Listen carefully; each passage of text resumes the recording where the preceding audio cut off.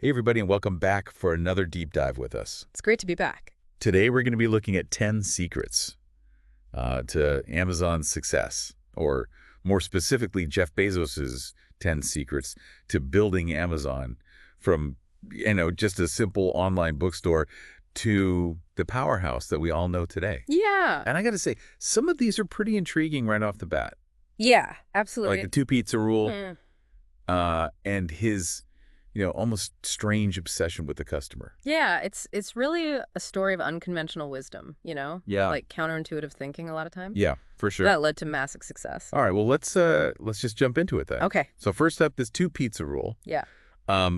I've heard of this. I don't really know much about it. Okay. Is it as simple as it sounds? Well, yeah, it is in essence. Okay. The two-pizza rule states that if a team requires more than 2 pizzas to be fed, it's too big. So it's not like some, elaborate pizza ordering strategy. Yeah, there we go. It's literally about keeping teams small. Exactly. Bezos understood that small teams are just naturally more agile. Okay. Communication is more efficient, decisions are made faster, and there's much less of a chance of getting bogged down by, bureaucracy and... Yeah, I can see that. Yeah. That makes sense. Yeah. But how do you translate that to a company like Amazon? Right. I mean, did they operate with tiny teams throughout all this growth? Well, the principle applies at all levels. Okay. Bezos believed in breaking the company into smaller independent units, almost like a network of startups, Yeah. This allows the teams to really focus on specific goals, innovate rapidly without being kind of lost, Right. in the complexity of a giant corporation. So really empowering those smaller teams to make decisions and move quickly. Yeah. It's very different than a traditional corporate hierarchy. Absolutely. It's a decentralized approach to decision-making. Okay. And really, it's key, I think, to Amazon's ability to just adapt and respond so effectively Wow. Okay. to change. That's fascinating. Yeah. So let's move on to secret number 2. Customer obsession over competitors. Right. Now, isn't keeping tabs on the competition kind of fundamental to business? We think so. Yeah. But Bezos took a very different approach. Right. He flipped the script, and he prioritized understanding and fulfilling customer needs above all else. Even above the competition. Even analyzing the competition. Okay. It seems very counterintuitive, Yeah. but it's been really a cornerstone of Amazon's success. I've heard about this story about the empty chair. Yes. Tell me about that. Yeah, so Bezos would intentionally leave an empty chair Okay. in important meetings as like a visual representation of the customer who wasn't physically present. Wow. That's powerful. It was just this constant reminder that every decision should be revolving around the customer experience. And it clearly worked. I mean, it's clear how this customer-centric approach led to things like, free shipping and Prime. And speaking of making bold moves, secret number 3 is long-term greedy. Yes. This sounds like it goes against, typical business thinking. Yeah, you're right on. Yeah. Bezos embraced this idea of being long-term greedy. Yeah. He was willing to sacrifice short-term profits to achieve that long-term market dominance. Okay. Just think about this. Yeah. Amazon didn't report a profit for 6 years after going public. 6 years. 6 years. Most companies couldn't survive that kind of pressure Yeah. from their investors. Yeah, exactly. So what was he doing with all that money? He had a vision, and he channeled those profits right back into the company. Okay. And he was fueling rapid growth and expansion. Okay. So instead of focusing on immediate returns, he was pouring resources into building those massive fulfillment centers, Yeah. expanding the product selection, and developing groundbreaking technologies like the Kindle. So he was building the infrastructure for the future, even if it meant delaying gratification in the present. Exactly. He was playing a long game, and ultimately it paid off. Yeah. And you see this approach also in his other ventures, like Blue Origin, Hmm. which has a very long-term goal of space colonization. Okay, so we've got 2 pizzas, customer obsession, and long-term greed. I'm starting to see a pattern here. Yeah. This guy was not afraid to challenge conventional wisdom. Absolutely. He was willing to think differently, and that's really what propelled Amazon to those extraordinary heights. Okay, so there's 7 more And there's 7 more. that we haven't even gotten to. We haven't even touched on. All right, well, let's keep going then. Okay. This is a fascinating journey into the mind of Jeff Bezos and the secrets behind Amazon's incredible success. Yeah. And up next, we're going to dive into secrets 4 through 7, starting with embrace failure. Okay. That one I'm very curious about.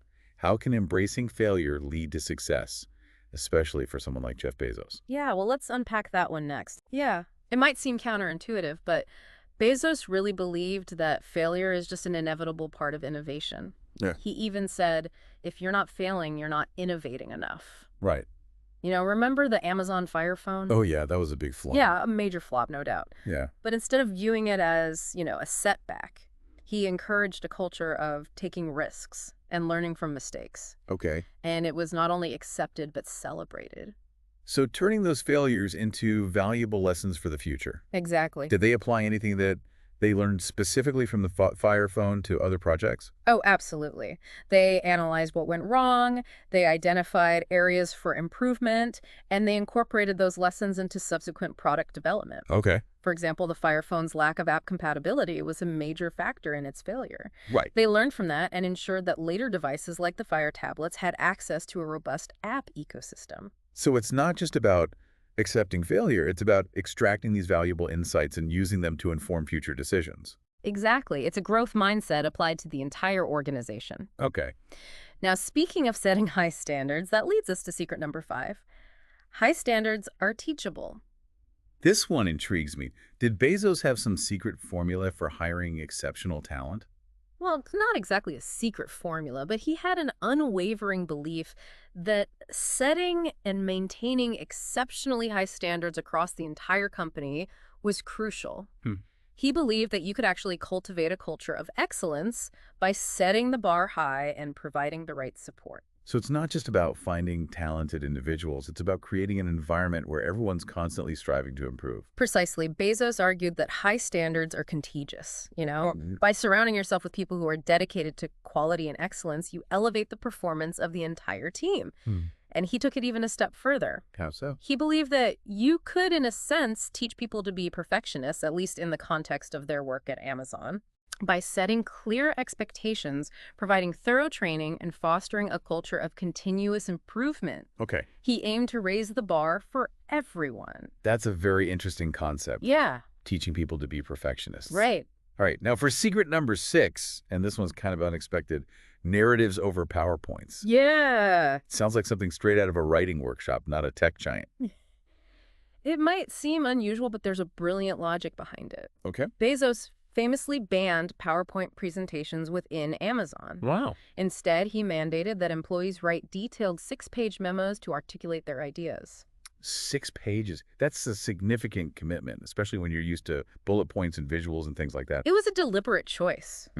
Bezos believed that the process of crafting a well-structured narrative forced people to really think deeply and refine their arguments. Interesting. He argued that PowerPoint often masked weak arguments or a lack of thorough understanding, whereas narratives exposed those flaws and pushed people to truly grapple with the substance of their ideas. So it wasn't about the writing itself, it was about the thinking that went into it. Exactly. What do these 6-page memos look like? Well, these memos were structured like press releases. Okay. So it forced the teams to kind of anticipate the customer's perspective and address potential questions.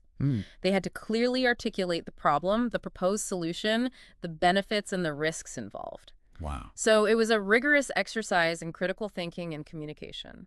I never thought of a press release as a tool for internal communication. Yeah. But it makes a lot of sense. Right. Okay, last one in this group, secret number 7, flywheels. Right. What are flywheels and how do they fit into Amazon's success? Think of flywheels as self-reinforcing loops within Amazon's business model.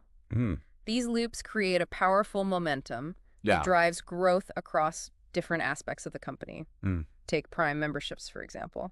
More Prime members leads to increased purchasing, which then attracts more sellers to the platform, offering a wider selection of products that in turn drives down prices and further improves the customer experience, fueling even more Prime membership growth. So it's a cycle. It's a cycle of continuous improvement and expansion. A snowball effect. But instead of snow, it's customer satisfaction and market dominance. Exactly. And this flywheel concept applies to other areas of Amazon's business. Absolutely. Another example is their fulfillment network. Okay. As they built more fulfillment centers and expanded their logistics capabilities, they could offer faster shipping and lower prices, Right. attract more customers and sellers, and this justified further investments in their fulfillment network, Wow. creating another positive feedback loop. So it's brilliant using each area of the business to reinforce and accelerate the growth of the others. This is exactly. Okay, so we've seen how Bezos embraced unconventional thinking, prioritized the customer, and built this self-reinforcing ecosystem for success. I have a feeling, though, we're about to enter some more complex territory. Yeah, you're right. Secrets 8 through 10 really delve into the complexities and the controversies surrounding Amazon's rise. Okay. While the previous secrets, focused on innovation and customer centricity, these next ones explore the business practices that have drawn criticism and debate. We're going to examine the impact of these practices on workers' competitors and the overall market. Okay, this is an important perspective. We can't ignore the potential downsides of such immense success. Right. So let's start with secret number 8, relentless cost cutting. Okay. I imagine that this one's generated a lot of controversy. Yeah, it has. Well, a focus on efficiency and cost cutting is generally seen as a positive business practice, Right. Amazon's relentless pursuit of the lowest possible costs has raised concerns about the impact on its workforce. Okay. There have been numerous reports about demanding quotas, intense pressure to perform, and really grueling working conditions in those Amazon warehouses. It sounds like the quest for low prices and fast shipping might have come at a human cost. Yeah, that's a valid concern. And Yeah. we can't overlook the ongoing unionization efforts within Amazon. Right. These efforts really highlight the frustrations and the concerns of a significant portion of their workforce. It's a complex issue with no easy answers. Mhm. I mean, on one hand, customers benefit from the low prices Right. and efficient service, but on the other hand, there's a growing awareness of the potential impact on workers. It's a classic example of the tension between corporate success and worker well-being. Yeah. Okay, let's move on to secret number 9, acquire or crush. Right. This one sounds pretty aggressive. It does. A little ruthless even. Yeah. What exactly does acquire or crush entail? Well, it describes Bezos' strategic approach to dealing with potential competitors. Okay. He wasn't afraid to acquire companies that posed a threat to Amazon's market dominance, Right. or if acquisition wasn't feasible to compete fiercely, Okay. often leveraging Amazon's vast resources to undercut rivals and gain market share. We're talking about some major acquisitions here. Yeah. Whole Foods, Zappos, IMDb. I mean, these are big names in their industries. Huge. And I imagine this aggressive strategy has really impacted the competitive landscape. Undoubtedly, it's been undeniably effective in expanding Amazon's reach and solidifying its position as a market leader. Okay. However, it has also raised concerns about antitrust issues and the potential for stifling competition. Right. Critics argue that Amazon's immense size and market power give them an unfair advantage, Yeah. allowing them to squeeze out smaller competitors and potentially limit consumer choice. It raises important questions about the balance of power in the digital marketplace. Absolutely. Okay, so finally, let's discuss secret number 10, day one mentality. This one sounds almost philosophical compared to the other 9. It is, in a way, day one mentality encapsulates Bezos' unwavering belief in maintaining a startup mindset, even as Amazon grew into a colossal corporation. Mm-hmm. He constantly emphasized the importance of staying agile, innovative, and customer-obsessed, regardless of the company's size or success. So it's about resisting complacency and maintaining that hunger for innovation. Exactly. Bezos argued that the moment you start thinking it's day 2, you're already on the path to decline. Right. He believed that a day 1 mindset was essential for long-term success. Okay. However, this raises a crucial question: can a company as vast and complex as Amazon truly sustain that day 1 spirit indefinitely? It's almost a paradox, isn't it? The bigger you get, the harder it seems to maintain that startup agility. Yeah, it's a challenge that many successful companies face. Yeah. And it's a question that's especially relevant now that Bezos has stepped down as CEO. Right. Can Amazon, without its founder at the helm, continue to innovate and disrupt at the same pace? It's a thought-provoking question. We've covered a lot of ground here exploring the 10 secrets behind Amazon's meteoric rise. Yes. From customer obsession to relentless cost-cutting. Right. From embracing failure to fostering a day one mentality, we've gained a fascinating glimpse into the mind of Jeff Bezos and the strategies that propelled Amazon to these extraordinary heights. It's amazing how those seemingly simple ideas, when coupled with unwavering conviction and relentless execution, can lead to transformative results. Yeah. But we've also uncovered the complexities and the controversies that come with such immense success. Right. It's a story of innovation and disruption, but also one that raises important questions about worker well-being, competitive Yep. practices, and the long-term impact of concentrated power in the digital age. The story of Amazon is not simply a business case study. Right. It's a reflection of the broader forces shaping our world, and as we've seen, the story is far from over. Absolutely. There's still much to be written in this ongoing saga of Amazon, and it'll be really interesting to see how they navigate the challenges and opportunities of the future. What are your thoughts on this deep dive? What stands out to you as the most significant takeaway? I think for me, it's the sheer audacity of his vision, Yeah. you know? He Yeah. really did think differently, Yeah. and he wasn't afraid to experiment and relentlessly pursued those goals. It's, that unwavering commitment coupled with the willingness to embrace that unconventional wisdom. It's pretty remarkable. It is. And it makes me think about the long-term impact of Amazon and Bezos' legacy. Uh-huh. I mean, is it a story of progress and innovation, or are there some significant downsides that we need to really consider? It's a really complex issue. Yeah. There's no easy answers. Right. I mean, on the one hand, there's no denying the positive impact that Amazon has had on our lives. Yeah. You know, the convenience of online shopping and Prime delivery to the transformative power of AWS. Amazon has really made things easier, more efficient, and, in a lot of ways more accessible. Yeah, those are undeniable benefits. But on the other hand, Right. we can't ignore the concerns about the worker conditions and the impact on small businesses Yeah. and the potential for, monopolistic practices. You're absolutely right. And there are also valid concerns about the environmental impact of Amazon's vast logistics network. The potential for data privacy issues as they collect more information about our habits and preferences. Yeah. And the broader implications of concentrating so much power in the hands of a single company. It's a classic example of the double-edged sword of technological advancement. Yeah. We get the benefits of innovation, but there's often a cost. Often at a cost. And it really underscores the importance of engaging in a thoughtful dialogue, Yeah. questioning assumptions, and holding these powerful companies accountable. The Okay. future of technology is not preordained. Right. It's shaped by the choices that we make today. Yeah. It's a good reminder that we as consumers and citizens have a role to play in shaping the future that we want to see. Absolutely. But before we wrap up this deep dive, I want to revisit that question that you posed earlier Okay. about Amazon's day one mentality. Yeah. Can they really sustain that startup spirit as they continue to grow? Or is there just an inevitable shift towards bureaucracy and complacency as organizations mature? It's $1 million potion, and only time will tell.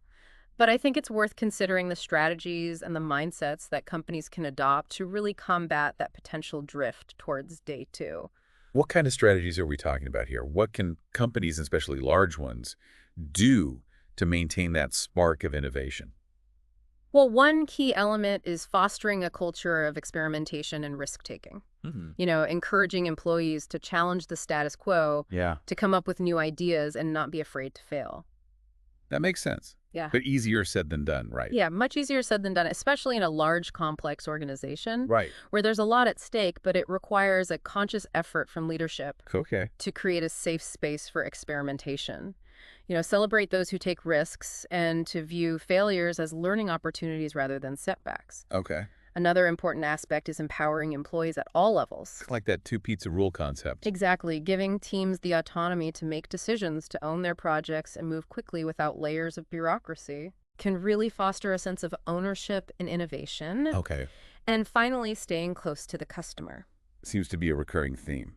It's a fundamental principle for any successful business, constantly seeking feedback, understanding customer needs, and adapting to those evolving preferences is crucial for staying ahead of the curve. Yeah, those are some great insights, and it makes me wonder if there's a point where growth and efficiency, while beneficial in a lot of ways, can actually stifle the very creativity that fueled it in the first place. Yeah, it's a delicate balance. Very much so. And finding that balance, that sweet spot between innovation and operational excellence, Right. it's a challenge that every leader and every organization has to grapple with.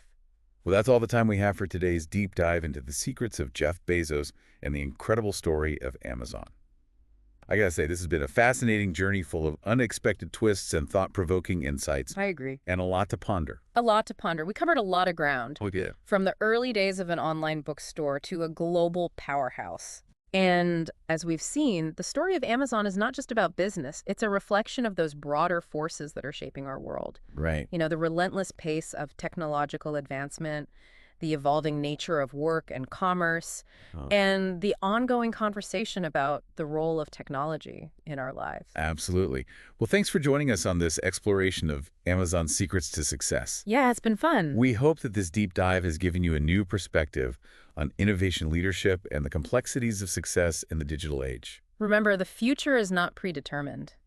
It's shaped by the choices we make, the actions we take, and the conversations that we have. So keep exploring, keep questioning, and keep pushing the boundaries of what's possible. Until next time,